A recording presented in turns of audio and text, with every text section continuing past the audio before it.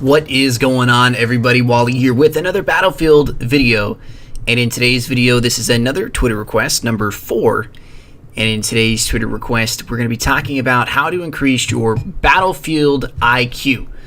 And before I get into it and before I get the shout out to who asked me the question, I want to let you guys know how I kind of do these. So basically on Thursdays around like 4 or 5 p.m. Pacific time, I'll release a tweet on Twitter saying, hey, give me a topic that you want me to talk about. And generally the way it works is I always go with the first one. Last week I had quite a few people respond to me, and unfortunately I just don't have the time to get to every single question. And while I don't want to sit there and be pretentious and be like, well, I'm so cool, I can only answer one question at a time, I do want to get to everyone's questions. So what I ask is if that I don't have the ability to answer your question the first week, that you get back to me immediately in the next week, or maybe I'll do a special video or something. I'll figure it out. But as always, I want you guys to continue interacting with me because I do enjoy the conversations, and you guys do have some good points and some good topics that you bring up, and I would definitely like to answer as many as possible.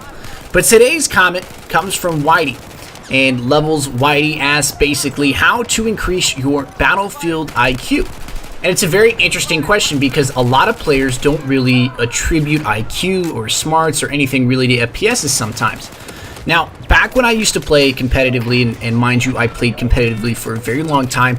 I used to play Battlefield 1942 competitively on the PC in Clan v Clan back in the days of old, essentially. I was a young kid playing. First time I ever played any FPS competitively ever in my entire life. I used to fly for a few teams. The team I used to play for was ATF. Now, I don't expect anyone to know who ATF is, and if you do, hey, props to you, but I sincerely doubt it. But anyway, I used to fly for them back when I was around 12, 13 years old, young kid.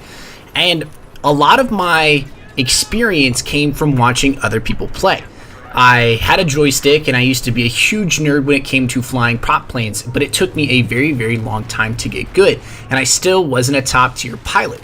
I was up there with some of the better pilots, but I would still get shot down, and it was a learning experience. So the greatest thing that I attribute to my time getting better in the prop plane and in the airplane in general was just sitting there and grinding at the practicing every single day, working with different techniques, new moves, seeing what works and what doesn't work, practicing your strafes, your diving runs, your bombing, everything. And eventually, I came around to figuring out exactly how something worked for me and how to get better in the airplane. Now, getting better in vehicles in Battlefield is a little bit different than getting better on the ground, but I'll try to hit some vehicles here pretty simply. Let's start with the tanks. Tanks are pretty fun to play with. I love them in mostly any game that has tanks, and I find myself playing tanks a lot more recently than I do in any other FPS. PlanetSide 2 is a great example where I just find myself getting in tanks more because they're a lot of fun, they're destructive, and hey, no one really can shoot at you unless they have rockets. But to suffice to say, the greatest thing that I can say in tank fights is your situational awareness. Your biggest enemy in tank fights is not other tanks, it's really enemy aircraft, anti-tank mines, and C4 recon or C4 support guys. My biggest recommendation would be to stay in third person for as much as your time, especially when you're driving around. And then when you do get engaged in a tank fight, stay mobile.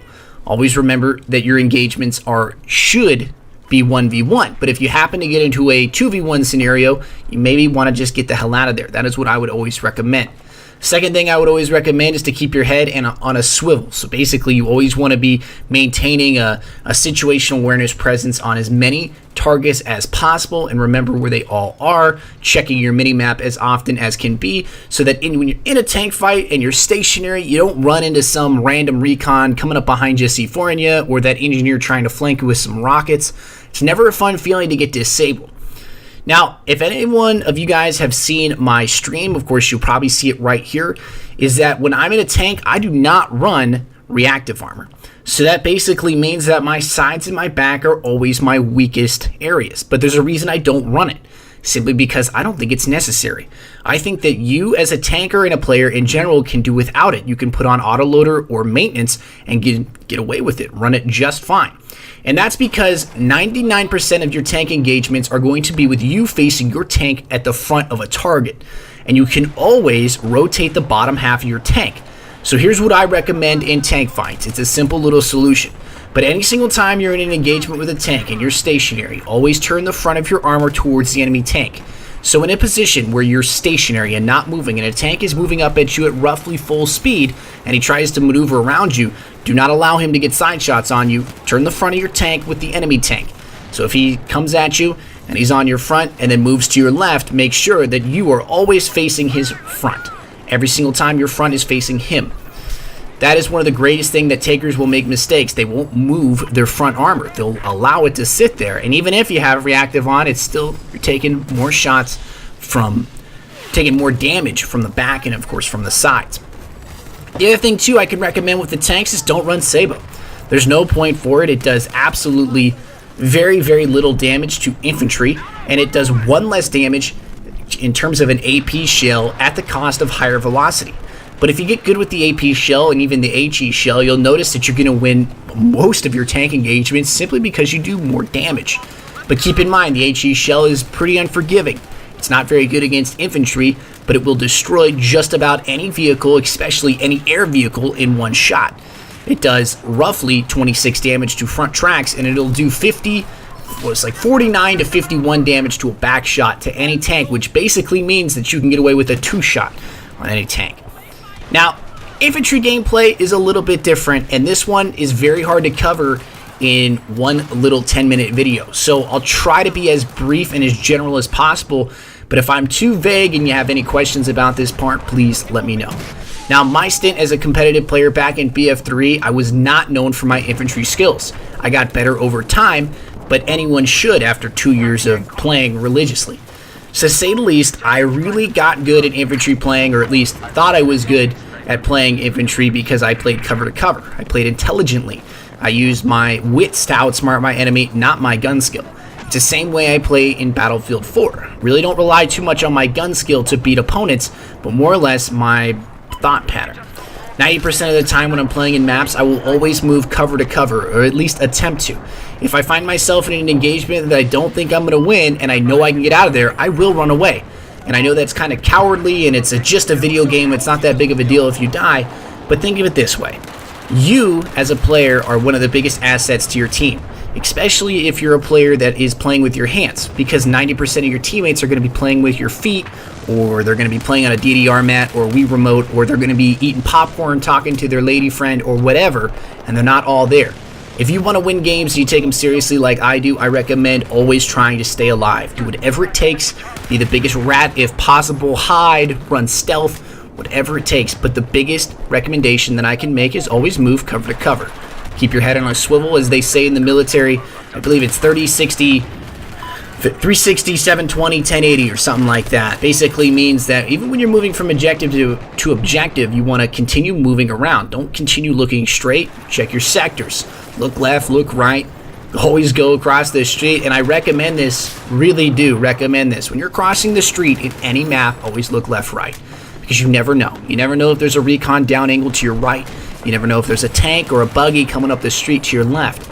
And just running straight ahead to targets and running in straight lines will get you killed. It was a huge complaint of many comp players back in the day of BF3. There were some great comp players that had great gun skill, but unfortunately they just ran in straight lines. This was their biggest problem.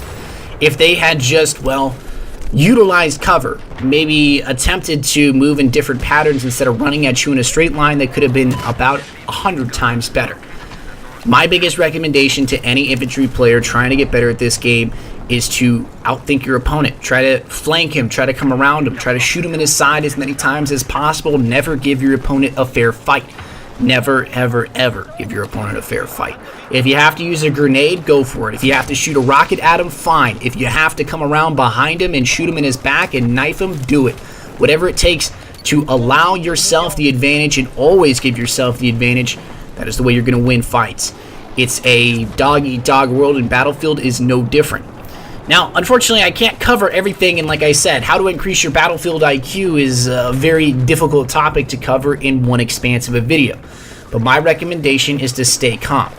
Always, always stay calm in every single engagement. The last thing you want to do is lose an engagement, a tank fight, a jet dog fight, a 1v1 infantry battle because you're flustered. Do not allow yourself to get flustered. I suffer from it a lot and definitely can tell you it will ruin your atmosphere. It'll ruin your vibes.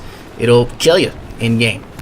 Don't allow that to happen. Always stay calm in the thick of it. Always outthink your opponent. Try to flank as much as possible. And if you can't win a gunfight, can't win a tank fight, you can't win a jet fight, there's no shame in running away to fight another day. That will do it for me, ladies and gentlemen. If you guys have any questions about any of this or want to hear another topic or want to discuss this one, I recommend hitting it up in the Twitter. Also, check out Whitey, Level Whitey. He does the Level shop. He does a lot of the merchandising for Level. He actually does all the merchandising for Level.